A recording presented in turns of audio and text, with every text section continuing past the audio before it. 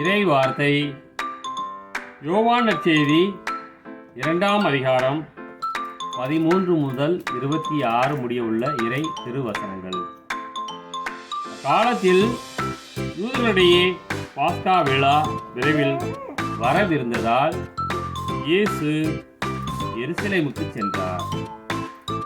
கோவிலில் ஆடு மாடு புறா விற்போரையும் அங்கே உட்கார்ந்திருந்த நாணயம் மாற்றுவோரையும் கண்டார்.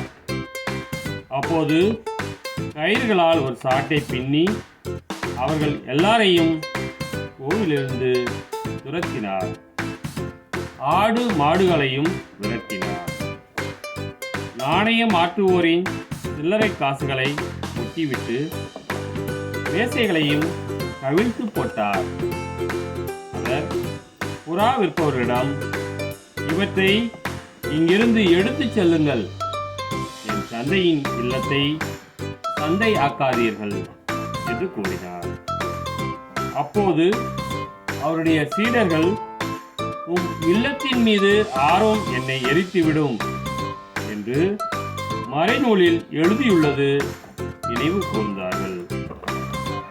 யூதர்கள் அவரை பார்த்து, இவற்றை எல்லாம் செய்ய உமக்கு உரிமை உண்டு என்பதற்கு நீர் காட்டும் அடையாளம் என்ன என்று கேட்டார்கள்.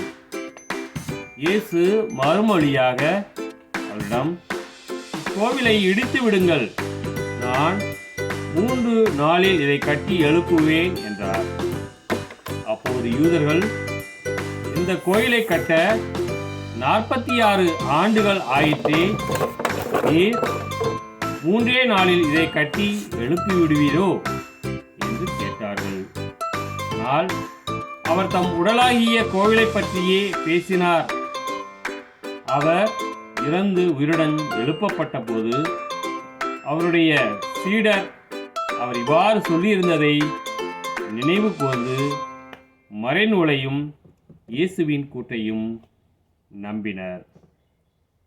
பாஸ்கா விழாவின் போது இயேசு எருசலேமில் இருந்த வேளையில் அவர் செய்த அரும் அடையாளங்களைக் கண்டு பலர் அவரது பெயரில் நம்பிக்கை வைத்தனர். ஆனால் இயேசு அவர்களை நம்பிவிடவில்லை. ஏனெனில் அவருக்கு அனைவரை பற்றியும் தெரியும்.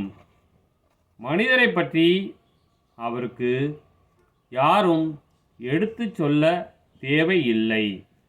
ஏனெனில் மனித உள்ளத்தில் இருப்பதை அவர் அறிந்திருந்தார். கிறிஸ்துவின் நற்செய்தி.